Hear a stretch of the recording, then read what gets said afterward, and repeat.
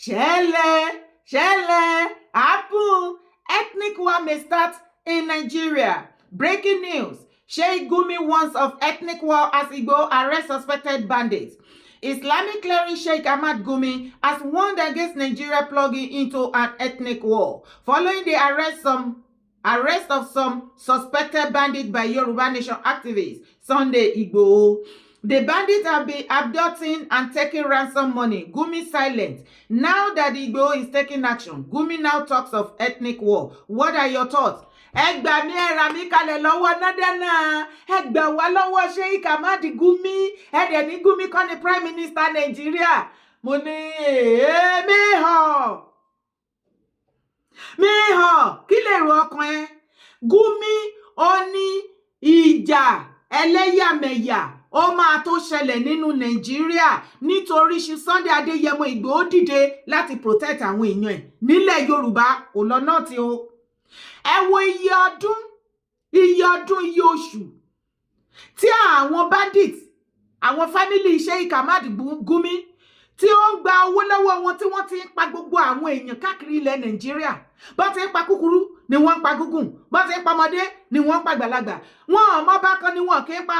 The only set of people tó ti fọwọ́kọ̀ bẹ́ẹ̀ ni political stakeholder bíi senator, minister, governor, president.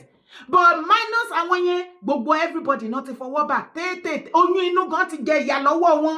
Gumi ò rí nǹkan tó bá dín bẹ́ẹ̀ àbó ò gbọ́ nípa àwọn aboyún olóyún tí wọ́n gbé tí wọ́n mú tó wà forcefully tó ní kó labour tó go into labour tí wọ́n la ìtọ́nà ìmí ìwà à ń lakun ẹ̀ wọ́n á gbọ́ ọmọ inú ẹ̀ jáde tá fi fìdí ajá. Ṣé Gumi rí nǹkan tó bá dín bẹ́ẹ̀? No, kò sí, ìyẹn ò yẹ kó fa ethnic war. Ṣe mọ̀ pé nǹkan rere náà ṣe fún wa. Ṣùgbọ́n nísìnyí tí Ìgbòho bá síta kò ń ṣe Ìgbòho ń ṣe bandit o, kò ń ṣe Fúlàní herdsmen o, kò ń ṣe Lákúráwá ISIS o, wúlòwúlò o, kò ń ṣe Boko o. Ó kàn protect orí ilẹ̀ wa ni o, pé kó má pa wá o. Àwọn ìran Fúlàní o, apàyàn ni wọ́n. Tó bá ti rí Fúlàní o ti rápàyàn. They have nothing to offer. Ikú ni. Tó bá ti pàdé Fúlàní o ti kàgbákò. Àtẹ̀yí tó ń bá ẹgbẹ́ nínú ilé tẹ́ dífẹ́ǹdì àtẹ́tẹ́lẹ̀ tí jọ ń gbé tipẹ́tipẹ́ nínú gáà àbí oríṣiríṣi tó fẹ́ wọn láyé ó fẹ́ wọn lọ́kọ ó bá ti pàdé wọn ó ti kàgbákò nìyẹn. Ikú dé. Torí kò sí nǹkan míì tí Fúlàní ní láti ọ̀fà Nàìjíríà ju kí ni àlìmájìrì àti kí tún ni jihadis àti kí tún ni banditry àti kí tún ni terrorists. These are the only things that the northern part of Nigeria are offering Nigeria, the rest of Nigeria. Yes, the whole Nigerians are complaining. Fulani, stop killing us. Stop buying innocent soul. It did not cause ethnic war. No, that Gumi come out now, be warning Igboho for protecting his people is going to cause ethnic war. Ẹ jẹ́ ká jáwọ́ yẹn jọ̀ọ́ nítorí Ọlọ́run. Ẹ̀yin ọmọ ìran mi, ó ti pẹ́ tó ti fọwọ́ ta yín láyà tó ti sọ pé kí ni Dáúdà yín fẹ́ dà. Àsìkò ti tó báyìí. Tó bá jẹ́ wípé Ìgbòho protect ilẹ̀ bàbá ẹ̀ àti àwọn ìran ẹ̀ lọ́wọ́ àwọn family Gumi kó má pa wá mọ́. Òun ni Gumi ṣe ń threaten wípé there is going to be ogun ẹlẹ́yàmẹ̀yà. Ẹ jẹ́ kó tètè bẹ̀rẹ̀. Kọ́níkálùkù kó kọ́ ẹ̀kọ́ ẹ̀lẹ̀. Kọ́níkálùkù máa bá tiẹ̀ lọ àti sọ pé àbá yín ṣe mọ́ ẹ̀yin lẹ́ fi tipátipá rúra yín mọ́ wa. Allah believe in one Nigeria. But there is nothing like one Nigeria. Ṣé one Nigeria tètè pààyàn? Ṣé wọ́n Nàìjíríà tẹ́tí lọ gbé tẹ́ lọ invite jihadis wá ní àwọn Islamic country? Ṣé wọ́n Nàìjíríà tẹ́tí gba ransom tẹ́tí máa pa wọ́n dànù? No now. Tell me jọ kó wo video. There is no nationality in this country that Fulani have not visited them with terror. There is no nationality in this country. So if this terrorism continues, it is our fault, not the fault of the terrorists. Because that is their own business. That is what they are. That is their own definition. To kill, to steal and destroy and take over the land. So if all Nigerians will not unite and fight this common enemy, Fulanis have become terrorists. Killer Fulanis are the terrorists. And we must understand something. I read the press release issued by the Sultan of Sokoto. I'm congratulating you. Yes, sir. Sunday Igboho. Òòṣà. Wọ́n máa ń gbé fún gbogbo yìí. Especially lẹ́nu ọjọ́ mẹ́ta yìí fún nǹkan tó tún ṣe.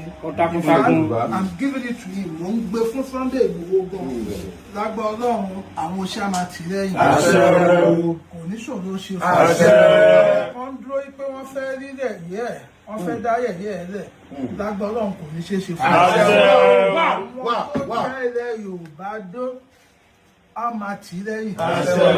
wọ́n tún bìlíìfù nínú Ọlọ́run. Ọlọ́run bò ní dójú tì. torí mo observe pé ní gbogbo ìgbà ó máa ń sábà fi nǹkan sọ́wọ́ Ọlọ́run. torí pé ó gbàgbọ́ bó tẹ̀ jẹ́ pé ìbílẹ̀ ni. ó gbàgbọ́ pé bí àtẹ̀wọ́ Ọlọ́run ló lẹ̀ ní mi ó máa ń tẹ́ ní lójoojúmọ́. Ọlọ́run ló ní ẹ̀mí Ọlọ́run ló ní ohun gbogbo. Bẹ́ẹ̀ni o. Ọlọ́run yóò dẹ̀ ní dójú tì. àwọn oṣù tó tẹ ilẹ̀ Yorùbá dóò ní dójú tì. òun tó dáwọ́lé yìí àṣejèrè ló máa ṣe. àjàgbá yìí ní tààrà. káàmà bá orí tó bá dé wọn máa wáyé rí fún ìjà tó ń jà yìí àjàgbá yìí ló máa jà. náà ní ti Dr. Ayéfẹ́lẹ́ náà man of the people ọ̀nà àtọ̀ máa fún wọn ṣe. gbogbo ayé tí mọ̀ wọ́n sí dáadáa is a good example to people. They are looking forward. He is a role model. They are looking forward to emulate his way of life. Kò dẹ̀ mọ́ ṣe Ọlọ́run jẹ́ kó lè. tó àwa Southerners mo rò wípé bí ẹ̀yin àgbààgbà wa tí ò bá jẹ́ pé ọpẹ́lọpẹ́ àwa youth tá à ń pariwo tá à sùn tá à wo ilẹ̀ Yorùbá ti bàjẹ́ jù báyìí lọ. ṣe bẹ́ẹ̀ rí gbogbo àwọn àgbààgbà bó ṣe kọ́rí bọnú. ìbá jẹ́ wípé àwọn àgbààgbà náà máa ń sọ̀rọ̀ tó máa ń takò àwọn Northerners yìí ni. bóyá ojú àti ètì wọn láti máa bọ́ síta wá máa sọ shameless ọ̀rọ̀ tó máa ń bì lẹ́nu èébì burúkú tó ń rùn burúkú. torí tó o bá kọrin tí ò bá dùn ìwọ náà fetí ara ẹ̀ gbọ́ náà. ṣé ojú òkì ti Northerners ni àbí kí ló ń ṣẹlẹ̀ gangan? the same Fúlàní tó jẹ́ wípé kò sí any other tribe tó ń pa ẹ́ ní Nàìjíríà ju Fúlàní lọ àbí kí ló gbé lẹ́nu brothers wa yẹn kì í ṣe Yorùbá. Fulani is the only ethnic tó ń pa every other tribe ní Nàìjíríà. Yet Gumi one of them. ó tún lérí mọ́ ìjọba bàbá Tinubu wípé ìjà ẹlẹ́yàmẹ̀yà ogun ẹlẹ́yàmẹ̀yà ó máa bẹ̀rẹ̀ nítorí pé Ìgbòho ó protect ilẹ̀ Yorùbá. ẹ̀yin ọmọ Yorùbá ẹ̀ bá mi fi síbi comment section kí ìpọ̀nrí kan gba bàbá ńlákú bàbá wọn kọ́ lè rí kà ń bẹ̀ wípé ogun yẹn gan-an la fẹ́ jà this time around. ogun ẹlẹ́yàmẹ̀yà yẹn gan ni ká jà. tó bá jẹ́ pé ogun ẹlẹ́yàmẹ̀yà yẹn la máa jà tá fi máa lálàáfíà tí gbogbo ilẹ̀ wa tá fi lálàáfíà tí ò sí pa ń jí ni gbélé ní ẹ̀rù ń bàyàn nu lé lọ́la dẹ ẹ jẹ́ ká kúkú jà kó ní kálukú bá tiẹ̀ lọ. torí kò kúkú sí èrè kankan tí ìran Yorùbá tó ń jẹ lára Fúlàní kò dẹ̀ sí any tribe kankan tí mo mọ̀ nù Nàìjíríà tó ń benefit anything from the Fúlàní. ṣé Nàìjíríà as a country kí ni contribution àwọn Fúlàní ní inú Nàìjíríà? mo máa bí yín nínú gbogbo fídíò mi ìdẹ̀ rí yín kẹ́ ẹ dá sí kẹ́ ẹ sọ̀rọ̀. látọ̀dọ̀ tèmi Fúlàní nǹkan tó contribute jihadis ó ti mọ nǹkan tí jihadis wà kó gba ẹ̀sìn by fire by thunder tó o bá ti gba ẹ̀sìn kó kú kó pa ẹ́. wọ́n tún contribute àlìmájìrí wàá rí wọn àwọn ọmọ kékèké wọn láti inú oyún ẹ̀gbẹ́ títì iná ti máa ń rá tó ti máa ń rákòrò wọn ti yọ igbá tiwọn fún wọn igbá kọlọ black kọlọ red kọlọ yellow kọlọ green oríṣiríṣi èyí tó bá wù wọ́n ni. ibẹ̀ ẹ̀gbẹ́ títì náà máa dàgbà sí ibi tó ti ń ṣe báárà. at the end of it ìjọba wọn láwọn gbé 120 something billions náà ṣàmà ń gbélẹ̀ wọn láwọn fẹ́ ṣe mass wedding. of course bàbá wọn terrorist ni ìyá wọn àlèmádìrí kí lẹ expect nínú tribe bẹ́ẹ̀ yẹn. ṣé ojú òkì ti Gumi ni? Gumi Sheikh Ahmad Gumi, why your shame no dey shame you? Shame no dey catch Northern Fulani. Nobody in this whole world ever said anything better or meaningful about the Fulanis in Nigeria. Everybody condemn Fulani. You see Fulani, you see die. You see Fulani, you see death. But still, these people know the shame. You sure say that this same word we dey? Because it be like say these people know the hear wetin people they talk.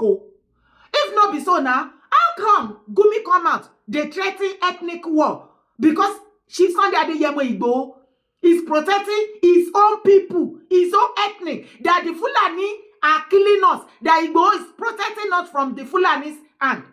Then Gumi came out and be threatening Nigeria government, President Bola Ahmed Tinubu, that there's going to be ethnic war soon in Nigeria if Tinubu did not stop Igboho for protecting his people. Imagine that. Rádaràdà ẹ ti pọ̀ jù náà.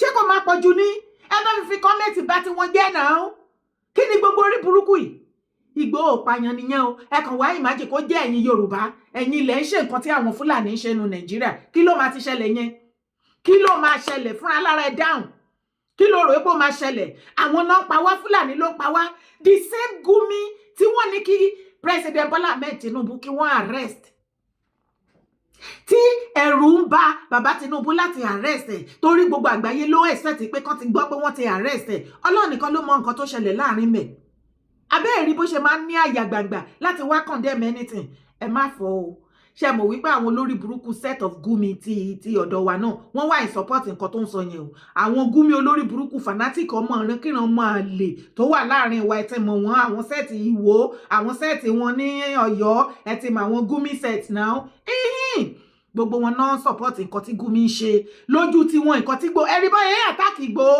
àwọn Gumi ilẹ̀ Yorùbá ló attack Ìgbòho wọ́n kàn para ni ó fẹ́ wá attack ẹ̀sìn mùsùlùmí ẹ̀kẹ́nu orí burúkú lọ màmá Ìgbòho kó tó jáde láyé mùsùlùmí ni ilé ìkan lára ìyàwó wọn ó máa ń lọ Mẹ́kà every year ṣẹ̀ṣẹ̀ máa gbọ́ wípé ó ń kógun ja ẹ̀sìn ẹ̀kọ́ mọ́mọ́ fẹ́ fi sọ lẹ́nu ni káwọn èèyàn lè sọ kí àwọn mùsùlùmí kan lè kẹ̀yìn sí i ṣùgbọ́n at the end of it irọ́ yín já gbogbo nǹkan tẹ́ fẹ́ fi parọ́ mọ́ gbogbo ẹ̀ ti hàn sí gbangba ọ̀pọ̀lọpọ̀ àwọn ọmọ mùsùlùmí ilẹ̀ Yorùbá náà ti rí òdodo wípé Ìgbòho ní anything against ẹ̀sìn kìkìdáka má pa àwọn ìran ọmọ kóòtù ajíire Yorùbá mọ́ òun ni Ìgbòho gbé dání ṣé wọ́n ní ìfẹ́ ìran èèyàn kó dogun ni tí Gumi bá protect ẹ ṣáà rí bóyá máa múra kankan lórí àwọn terrorist tó ń sìn anytime tọ́wọ́ bá ti bà wọ́n tó flush wọn tí tó ṣe kinní yẹn fún wọn dáadáa ẹ rí tábọ́ sí tata wá sunkún gọ́ọ̀mẹ̀ntì ò ní right láti name àwọn bandit ní terrorist kò yẹ kán pè wọ́n terrorist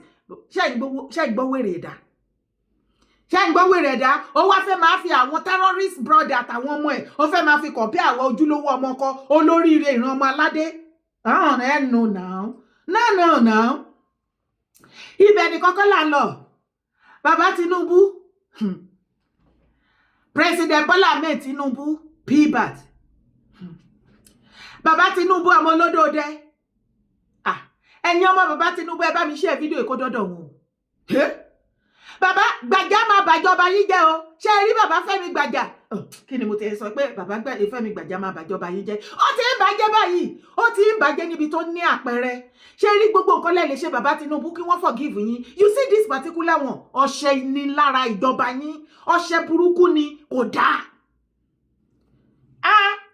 ẹni kẹtẹ́jì sọ́fìn ọlá kẹtẹ́jì sọ́fìn ṣé kẹtẹ́ nìkan kí ló dé ṣojú òun ti bàbá Fẹ́mi Gbàjà ni ẹ ti like owó ju owó náà dẹ̀ yọ lára yín ẹ wo bẹ ṣe máa ń kó tì ọ ẹ máa ń kó tì ọ ẹ ti bàjọba bàbá Tinubu jẹ́ màmá rẹ̀ ní Tinubu wọ́n lọ́wọ́ ọ̀tún yín ní Gbàjà ẹ̀yin ìgbà tó fẹ́ yọ gbàrà tí ọkọ yín tó dé orí àpèrè àṣẹ president wọ́n náà fẹ́ yọ wọ́n lẹ́yìn ẹ̀yin ni customer dáadáa ẹ̀yin lẹ́ ń shield ẹ̀ àbí kò sí wàhálà o ẹ wá gbọ́ nǹkan tó ń ṣẹlẹ̀ gangan ṣebí èèyàn tí ọ̀rọ̀ owó tó ṣẹlẹ̀ sìn tí Gbàjà lóun tún fẹ́ gbà nínú owó bọ́jẹ̀tì tí wọ́n bọ́jẹ̀tì tó wá sọ wípé presidency ò mọ̀ sínsìn kéèsì tó ṣẹlẹ̀ nípa Prince Akínyẹmí àti Gbàjà kì í ṣe Prince Akínyẹmí lẹni àkọ́kọ́ tó máa kọ́kọ́ wá àtàkì Gbàjà àbí tó máa accuse ẹ̀ ní the same thing abẹ́ ti gbàgbé èèyàn mi ẹ wá gbọ́ Prince Akínyẹmí ti ṣe tán o ó ti ní bó bá lè dogun kó dogun bó bá lè dìjà kó dìjà kóòtù yá gbogbo nǹkan tó jọ sí tí lè fi jóná gbogbo ẹ̀ máa tú síta Gbàjà Prince Akínyẹmí ò gbúdọ̀ kú o a ò gbúdọ̀ gbọ́ bàbá Tinubu a ò gbúdọ̀ gbọ́ wípé Prince Akínyẹmí nǹkan ṣe ẹ̀yọ̀ wọ́n wá ọ̀ràn sí lẹ́sẹ̀ wọ́n wá ní wọ́n arrest ẹ̀ nǹkan kan ṣe wọ́n gbọ́ pé síìkì ó wá lásídẹ̀ǹtì kò gbúdọ̀ ṣẹlẹ̀ o mọ̀mọ́ rẹ̀ mi Tinubu ẹ wá gbọ́rọ̀. Are you ready to face the law? Definitely, sir. If I'm wrong, let the court of law do that. And if I'm right, let the court of law do that. Do the right thing. You have been described as a con artist. Yeah? Okay, go ahead. You have been described as a con artist, and that this is not the first time this is happening. That there was a time that you described yourself as a leader of a UN organization. Is this a habit for you? No, sir. Do you know what? Since the matter is in the court, let the court of competent jurisdiction vindicate, because I'm ready to clear my name. let the court take its course. Since my lawyer are involved, everybody will follow us. They will monitor the whole thing. Then let the court of competent jurisdiction do the needful. Tell us, when was this organization that you headed, you said, because they said you don't have a letter of appointment. Did you get a letter of appointment? Mr. Shehu, definitely I have a letter of appointment. However, since the matter is in the court, I won't be able to say much about it. However, I'm on a medication. I'm a bit down. I'm sick, so I'm trying to take care of myself. When you say that you are ready to face, and apologies for your ill health, pray that you get back on your feet. How you got an office in the Federal Secretariat? SGF denies you, the federal government denies you. Have you personally met Mr. Gbajabiamila physically before? Yes, sir. All those ones will be sorted out in the court. I won't want to say much about it. Who was funding the salaries of your you have about 300 staff. Was this coming from the federal government? Mr. Shehu, the truth will be unraveled at the court of law. But give us an understanding. That organization that you are talking about, the federal, the Presidential Foreign Intervention Promotion Council, I understand that you are the very first Director General of that organization, set up in 2024. Is that right? Yes, sir. Who exactly addressed your letter? Was the letter addressed from the SGS office or the office of the president? Mr. Shehu, I don't want to talk much about it. Since the matter is in court, in fact, I'm restricted not to talk since the matter is in the court. So let's just get to the court. Okay. A lot of Nigerians are watching you tonight and wondering what exactly some people think that you're a criminal, that you're a con artist. Are you a criminal? Are you a con artist? No, sir. However, the court would do justice to that. Ṣé kò dojú ẹ̀ báyìí? Ṣé ó tán bí ó tán o? Ó ti tán bẹ́ẹ̀. Ṣé ó ti tán àbó ti kù? Ó ti tán. Ṣùgbọ́n bí bóyá sọ lẹ́ẹ̀kan yẹn, President Bola Ahmed Tinubu, Mama Remi Tinubu, àfi Prince Akínyẹmí àti fi kọ́ yín lọ́rùn. Ọlọ́run bá ń gbọ́. A ò gbọ́dọ̀ gbọ́ pé accident o. Gbajà àti gbogbo àwọn àǹkó, Ìyá gbọ́dọ̀ gbọ́ wípé Prince Akínyẹmí ó sùn kò jí mọ́. Àbí wọ́n kàn déédéé sọ pé wọ́n ránṣẹ́ lọ hospital, wọ́n discover pé ó ní cancer. Kò sí nǹkan tó ṣe máa yẹn kí kéèsì tó bẹ̀rẹ̀ o. Àwa mọ̀ nǹkan tẹ́ lè ṣe o. Torí bàbá Tinubu àti Mama Remi tí ẹ bá mọ̀ nǹkan tó ń pè ní ìtìjú ńlá ló dé bá ìjọba yín. On your behalf, ojú ti wá. Ṣé nǹkan mi ti wà náà rẹ̀ ni? Ṣé wọ́n ṣépè wọ́n fowó wọ́n fi ṣépè fún gbogbo ẹ̀yin ọ̀pọ̀lọpọ̀ nílẹ̀ Yorùbá ni? Ṣé wọ́n ti ṣépè owó fún yín ni? Fẹ́mi Gbàjà, bàbá Gbàjà, ṣé wọ́n ti fi owó gẹ́gùn fún yín ni? Torí tí ò bá jẹ́ bẹ́ẹ̀, ṣé fẹ́ lówó kú ni? Ṣé fẹ́ ní owó kú ni? Gbàrà tí bàbá Tinubu tó ti wà ní orí àpèrè tó ti ṣe inauguration fún as president of Nigeria, tí wọ́n ti pick yín as chief of staff, lẹ ti bẹ̀rẹ̀ rádaràda rúnrún. Lẹ ti bẹ̀rẹ̀ sí ní tẹ́tí sàdá sí kìíní tó wà lẹ̀. Ìgbà yẹn ni mo ti ń pariwo tó ti gbé information yín tó ti gbé kéèsì yín wá bá mi tí mo ti ń pariwo. Wọ́n ní highest bidder òun lẹ̀ ń ta post fún. Ẹ̀ẹ́dẹ̀ta in naira, in dollar ni. Ẹlòmíì ń ra post ní billions of naira. Gbogbo ẹ̀yin ọmọ kó ó tún ajíire. Ọ̀rọ̀ ti ń dojú ẹ̀ báyìí. Ṣé rí ọ̀pọ̀lọpọ̀ àwọn ọmọ Yorùbá tí bàbá Tinubu tí wọ́n fi sí àwọn key post, majority wọn ni wọn wà competent láti wà ńbẹ̀. Sì tí gbogbo yín sọ wípé gbogbo àwọn Yorùbá gan tí bàbá Tinubu kó sí àwọn post yẹn àgbèrègè àrómira àríṣẹ́ kankan tí wọ́n ṣe, wọ́n kò wà ńbẹ̀ bí olúndù, wọ́n kò wà ṣá. Inú bí gbogbo wa bí because they are not competent. Ọ̀pọ̀lọpọ̀ wọn majority wọn tí ẹ máa wọn ní idea nǹkan tó yẹ kán ṣe ní ọ́fíìsì tán wà. Wọ́n rà ní wọ́n ní idea nǹkan tó yẹ tó fẹ́ lọ ṣe nínú orí post ibi tó fi wọ́n sí. Lẹ́yìn kan máa gba salary, kan dẹ̀ máa kó gbogbo owó tó bá allocate sọ́dọ̀ wọn tó yẹ kán fi ṣe nǹkan sílùú, kan máa kó sápò. Gbogbo owó tí Gbàjà gbà lọ́wọ́ wọn in dollar, wọ́n á make owó wọn padà náà. Tí ò bá wá jẹ́ bẹ́ẹ̀, tó bá nírọ́ ni mò ń pa torí ẹ̀ kì í tètè gbàgbé nǹkan. Ṣé ti gbàgbé Minister for Women Affairs, Betta Edu, ọmọ Kogi? Mi rò pé ìjọba bàbá Tinubu wọ 3 months tó ti fún ní ministerial post tán gbọ́ ipò kówó jẹ mílíọ̀nù owó burúkú in dollar àbó ti gbàgbé billions of naira. Ṣé o mọ̀ pé òun ni ó fi lùsì pọ́ọ̀sì yẹn tó fi yọ̀ dànù dè nílé ni. Ìgbà tí wọ́n bẹ̀rẹ̀ sí ní fún Betta Edu ní fúkú fún, ṣé o rántí nǹkan tó sọ ọmọ Kogi yẹn? Ó ní kán rọra ṣe òun jẹ́jẹ́, ó nítorí gbogbo owó tó ń fìyẹ jẹun yìí òun nìkan kọ́. Ó ní Fẹ́mi Gbàjà ó níye tó gbà ń bẹ̀ $1 ló gbowó lọ́wọ́ òun kó tó fi òun sórí post as a minister for women affairs.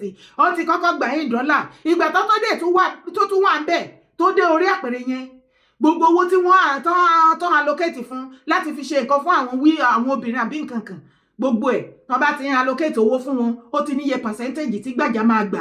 Just the same way tó dájà sílẹ̀ láàrin òun àti Prince Akínyẹmí lọ́wọ́lọ́wọ́ sìn. Kí ló tú àṣírí wọn síta? Prince Akínyẹmí tí wọ́n sọ wípé wọn ò mọ̀ tí presidency bàbá Tinubu ẹ fẹ́ fọwọ́ ara yín bàjọba ara yín jẹ́. Bíbélì ní tó bá jẹ́ pé ojú kan òun ló máa mú ẹ wọ ọ̀run iná tí ò ní jẹ́ owó ìjọba ọ̀run. Ó ní kó mú ojú yẹn kó fàyọ dànù. Tó bá jẹ́ pé Fẹ́mi Gbàjà òun ló máa sọ yín di rádaràdá, tá sọ yín dèèyàn yẹpẹrẹ, tó yẹ̀yẹ́ ìjọba yín tó mú ìtìjú. Fine, àìmọye gọ́ọ̀mẹ̀ntì tó ti wá táwọn náà ṣoríṣiríṣi, ṣùgbọ́n you see this one is a disgrace on you, Baba Tinubu and your government. Tí the only thing tẹ́ lè ṣe tí everybody tó fi máa bu iyì kún yín padà, ó ní kẹ́ ẹ rọra yọ Gbàjà. Ṣé rí bí first time yìí bó ṣe lọ ẹ̀ kí Fẹ́mi Gbàjà kó ya bá first time yìí lọ, ẹ má tiẹ̀ bọ́dà àti yọ, ẹ fi sílẹ̀ kó parẹ́ mú first time yìí lára. Ìgbà mélòó la fi máa wọ next year? Kẹ́ ẹ rọra yan another chief of staff olóríire tó mọṣẹ́ tí ò ní máa ta, ìyẹn náà tí ò bá ní sọ di business center. Ṣé ti gbàgbé Betta Edu? The same nǹkan tó dájà sílẹ̀ láàrin wọn náà ló dájà lẹ̀ lólóhùn òun ó gba ṣí àti ẹ̀. Ó ti kọ́kọ́ gba ṣí $1, èrúnrún owó tó bá kù ó nìyẹn rún mọ́wọ́ òun náà ya kó gbogbo ilé tó kù, ó ya kó jẹ, ó ya sẹ́tù àwọn kọ̀ọ̀kan tó súnmọ́ tọ́jọ́ ṣiṣẹ́ papọ̀. The same thing ló ń ṣẹlẹ̀ pẹ̀lú Prince Akínyẹmí. Báwo ni presidency ṣe máa sọ wípé àwọn òwà wẹ̀ tí presidency bá sọ wípé àwọn òwà wẹ̀ á jẹ́ wípé Fẹ́mi Gbàjà òun ló represent yín on your presidency behalf, òun ló fi sign ọ́fíìsì yẹn to the extent wípé wọ́n tún ọ́fíìsì yẹn wọ́n tún allocate owó fún wọn nínú bọ́jẹ̀tì Nàìjíríà. Presidency dẹ̀ sọ wípé Gbàjà ọmọ kọ́kọ́ pa ẹ má ṣe yẹn náà, á jẹ́ wípé bàbá Tinubu àbí mọ̀mọ́ rẹ̀ mí ẹ̀yin gangan lẹ́mọ̀ pa. Yes, nǹkan tẹ́ ń sọ fún wa directly nìyẹn. Ní ìgbà tí mo rí tí president tẹ bọ́ online, bàbá Ọ̀nànúgà ẹ jẹ́ ṣọ́ ara yín. Tí bàbá Ọ̀nànúgà bọ́ síbẹ̀ tó ń defend Fẹ́mi Gbàjà, a jẹ́ wípé president Bọ́lá Ahmed Tinubu àti mọ̀mọ́ rẹ̀ mí àwọn ni wọ́n gbé ọ́fíìsì yẹn sílẹ̀ tó fi ń kó owó. Ṣé fẹ́ lówó kú ni? Ṣé ẹ rò wípé tọ́ ẹ bá ti dà ọjọ́ ogbó yín, mi ò ro kúrò yín o, bẹ bá dàgbà tẹ bá dògbò tẹ bá lọ, ṣé wọ́n sọ fún yín pé ẹ fẹ́ lọ náwó lọ́rùn ni? Gbogbo owó àti gbogbo property tẹ fẹ́ torí ẹ̀ para yín kú sílẹ̀ yìí, ẹ ní mú abẹ́rẹ́ pen kò ní tẹ̀lé yín lọ. Abíọ́lá ní ju ti yín lọ, lẹ́ni òun kọ́ nothing to show for it. Kí wá lẹ fẹ́ wálé ayé máyà fún? Kí lógun kí lọ dẹ? Ẹ̀yin tẹ súnmọ́ bàbá Tinubu tẹ̀lé bá wọn sọ̀rọ̀. Mọ̀mọ́ rẹ̀ mí wọ́n ní kì í kò sí lọ́wọ́ bàbá Tinubu torí mo ti ṣe findings mi. Wọ́n ní mọ̀mọ́ rẹ̀ mí ẹ̀yin lẹ máa ń gbèjà Gbàjà, ipò lọ́wọ́ ọ̀tún yín ni. A jẹ́ wípé ẹ̀yin lẹ wà lẹ ń jẹ́ jíìn nínú ìgò yẹn, ẹ̀yin lẹ rán Gbàjà ipe kó lọ ṣe nǹkan tó ṣe yẹn because ó ti wà glaring. Ṣebí Prince Akínyẹmí kéèsì ti wà court, ó dẹ̀ lóun ready láti vomit. Ikú ògbúdọ̀ pa ó kó tó dọjọ́ court o, àgbúdọ̀ gbọ́ pé ní kásán òjijì o, àgbúdọ̀ gbọ́ pé lásìdẹ̀tì o, àdẹ̀gbúdọ̀ gbọ́ wípé wọ́n jí gbé pé bandit yí gbé, irọ́ ni. Tí anything bá ṣẹlẹ̀ sí Prince Akínyẹmí, bàbá Tinubu, mọ̀mọ́ rẹ̀ ní Tinubu, Fẹ́mi Gbàjàbíàmílà, gbogbo àgbáyé náà máa mọ̀ wípé àtọwọ́ yín ni. Ibẹ̀ ni kọ́kọ́ la tún yín lọ. Ibẹ̀ ni kọ́kọ́ là ń lọ. Orí yeye ní Mògún ta ìṣẹ̀ ló pọ̀. Mo kí o ọmọdé yẹ mọ òkú ewu o, ewu iná kì í pa àwòdì òkú ewu. Tó o jẹ́ rúure kó ba lè sọ re torí ọmọ Adéyẹmọ rúure òun ló ṣe ń sọ re. Kọ́rọ̀ mi kó lè yẹ ìwọ wá gbọ́. Gbọ́ láti lẹ́yìn ọ̀rọ̀ òṣèlú ni nígbà tí a ti wà pẹ̀lú Ṣèyí Mákindé àti 2015 àkọ́tẹ́sì àwọlé nígbà tó di 2019 àpàdà kọ́tẹ́sì wọlé ọlọ́run pé kọjá olúborí ọwọlé àṣejọba yẹn lọ nígbà tó di tí sáà yẹn tẹnubodò a tún padà relent yẹn ní 2023 ọlọ́run sì tún ṣe àmì àwọlé. So Saheed ni ó pe ọ̀gá wa Alhaji Mukaila Lamidi Ọ̀ṣùlárì pé iṣẹ́ ti yàtọ̀ mi ní ò lè bá wọn ṣiṣẹ́ o àdọ̀lọ́lé wa títí wọ́n padà àrẹ́sì ọ̀gá ẹ̀ wọ́n ti mọ́lé ìyẹn ọdún 3 sẹ́yìn. Àwa náà wá lù ó kálukú ń bá tiẹ̀ lọ. Ọdún 3 àti nǹkan kan sẹ́yìn láti jọ fira wálẹ̀. So ojú bí oṣù 5 sí 6 lọ́sìn tí ọ̀gá Oríyọmí jáde àtijọ́ ṣiṣẹ́ fún wọn náà nígbà yẹn náà ni ọ̀dà mo dẹ̀ wá darapọ̀ mọ́ wọn bí mo ti dáràn nìyẹn o. Ó sì ránṣẹ́ wá pé ṣé bẹ́ẹ̀ ló yẹ kí n lọ tó bá ọ̀ràn tó yìí bù wá ìbá ń pèlè SSF ọ̀ràn wa pé ṣé bẹ́ẹ̀ ló yẹ kí n lọ kí n wá ìlé wa o kò fara mọ́. So à ń bá lọ ìjọ tí wọ́n búra fún gangan ní May 29 ńlọ wá à ń ṣe àjọyọ̀ yìí pé àwọlé gómìnà adáná sí gbogbo à ń ṣe pátí lọ́wọ́ ni a kó ogun dé wọ́n sì bá ọgbẹ́ fún ìtẹ̀jẹ́ ní hòtẹ́ẹ̀lì ọ̀gá wọ́n kó gbá wọn káwò wọ́n kó gbọ́ everything wọ́n kó gbogbo ẹ̀ lọ ṣé wọ́n ṣe bó ṣe wù wọ́n. So àgbà ó kálukú gbalé ẹ̀ lọ. So wọ́n gbéjọba fún sẹ́kítírì ọ̀gá ìyẹn Wàsíù Ọmọlẹ́wà tọ́mì ó tẹ́wọ́ gbà wọ́n àwọn bíráṣì yòókù àtàwọn tájọ́ ṣiṣẹ́ wọ́n tẹ̀lé lọ. Ṣùgbọ́n èmi dúró pé àwọn tíkẹ́ẹ̀tì kan wà tí àwọn òkùnkùn iṣẹ́ tẹ́lẹ̀ sí rèé tíkẹ́ẹ̀tì ẹyọ kan ní à ń já fún ọkọ̀ kan ẹni mọ́tò 1 each ticket ni ó gbà gbọ́n wá kún tíkẹ́ẹ̀tì dé ó ń lọ bí 15 wọ́n pè kan láago wọn sàkó gbogbo ẹ̀ lóṣìṣì ọ̀gá ní kò lè ṣe bó làwọn ṣe fẹ́ ṣe bó làwọn ṣe fẹ́ tà fún àwọn eléyìí tí ò ní di ìṣọ̀lẹ́nu ṣòkè wọ́n jẹ́ ká máa ṣe bí a ṣe ń ṣe tẹ́lẹ̀ tára fi dẹ àwọn ọmọ aráàlú àti dráìvà ìyẹn ní ọ̀gá sọ àdẹ̀kú òǹbẹ ní mítè yẹn àti bó ṣe dijọ́ kejì ọ̀rọ̀ ṣe wáyé pé kọ́gọ́ lọ resign pétọ́ gọ́ọ̀bà èmi jáde lọ àwọn ọkọ̀ mi láti May 29 ní gbogbo wọn ọ̀jẹ̀ ní ẹ̀kan òṣìṣẹ́ wọn kó gbogbo wọn wá sílé wọn lé wọn gáràjì àṣìṣẹ́ ẹjọ́ kan náà ìjọba tuntun tí wọ́n ní tá a ṣe wọlé so a sì gbà fọlọ́ mo káwọn ọkọ̀ yẹn wálé mo kó wọn sínú ilé tó bá sáfẹ́rẹ́ nígbà tó bá nídìí ìgbìyànjú kan bá wọ́n wà gbé fún wọn ọ̀fìsíṣẹ́ so à ń ṣe bẹ́ẹ̀ àfi bó ṣe di ọ̀dìnlẹ́wọ̀n oṣù kẹfà yìí èmi náà wakọ̀ lọ sí Èkó mo sọ ẹ̀ lọ sí Èkó pé màá sun Èkó máa lòdù wá sí Ìbàdàn àfi bó ṣe dòru táwọn tó wà nínú ilé pé mi pọ̀ ọlọ́pàá wà nínú ilé fún kẹ́ni wọ́n wà nínú ilé o wọ́n wọlé wọ́n jí àwọn. ó lẹ́tìkẹ́ ẹ ṣe eré kó dára ẹ ṣe eré kó dára o ẹni ayé kan o ẹ ṣe eré bàbá ní kẹ́ ṣe eré ẹ ní gbọ́ ẹ máa ṣorí lẹ́gbẹ̀lẹ́gbẹ̀ ẹni tó lànà kọ́ ló lè ní ẹni tó lè ní òun kọ́ ló lọ́la ọba mẹ́wàá ní ìgbà mẹ́wàá ní ilé ayé ta wàyí sẹ́ ẹni tí wọ́n bá yan òun ló lórí ẹni tó wù wá o ló fi jọba ọ̀run bẹ lẹ́yìn ọmọ Adéyẹmọ tẹ̀gàn kọ́ tí ò bá wá jẹ́ bẹ́ẹ̀ ẹ wo iye ọdún tí ogun oríṣiríṣi tó ti ń yọrí sọ́mọ Adéyẹmọ 1% ogun tí ọmọ Adéyẹmọ jáde èní àìmọye ojúlówó ọmọkọ ilẹ̀ Yorùbá ni 1% òjà àti gbàgbé ẹ̀ ó ti filẹ̀ ṣaṣọbora.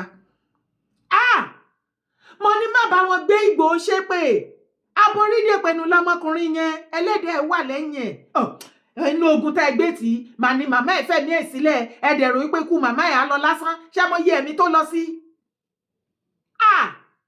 Ẹ̀yin èèyàn mi àbẹ́ ìráyé ni Súrì ọmọọṣẹ́ Ọ̀gzí bàbá auxiliary ń rọ́tìn nínú prison lọ́gbà ẹ̀wọ̀n. Ilé ayé yìí ò lọ fa ó tún lọ fa ẹjẹ́ àṣẹ dáadáa. Ẹ̀yin ìyá àti bàbá dára ẹ̀yin rèé mi rèé àbẹ́yìn ò máa gbọ́rọ̀ lẹ́nu Súrì ọmọọṣẹ́ auxiliary bí Mákindé ṣe bayé wọn jẹ́. Mákindé pẹ̀lẹ́ tó bá ti bayé gbogbo everybody jẹ́ lọ́yọ́ state kó kù wọ nìkan. Ṣèbí bọ́n ṣe fẹ́ wá bọ́ọ̀sì ilé Ìgbòho ní 2021 ó wà wíẹ̀ ó wà lára àwọn tó ní kán wá bọ́ọ̀sì tẹ̀. Ilé Ìgbòho ní ṣókà tí wọ́n lọ dáná sun kò ṣẹ̀yìn ẹ Mákindé kò ṣẹ̀yìn ẹ̀ ìwọ ló rán wọn ṣebí àwọn tó rán kán lọ dáná sun bẹ̀ lélẹ̀. Ẹ̀yin èèyàn mo ti sọ fún yín wípé láti June last month títí wọ next year February oríṣiríṣi àṣírí ilẹ̀ máa rí ló máa tú tó bá rárá fi balẹ̀ ọ̀rọ̀ ayé ẹ̀. Ilé Ìgbòho tó kọ́kọ́ lọ dáná sun lọ́dún náà lọ́hùn iṣẹ́ owó Mákindé ni allegedly àwọn tó dẹ̀ ràn náà lélẹ̀ àwọn Súrì àwọn auxiliary. Ilé ayé ilé asán àfọwọ́bà fi sílẹ̀ lásán káàsà.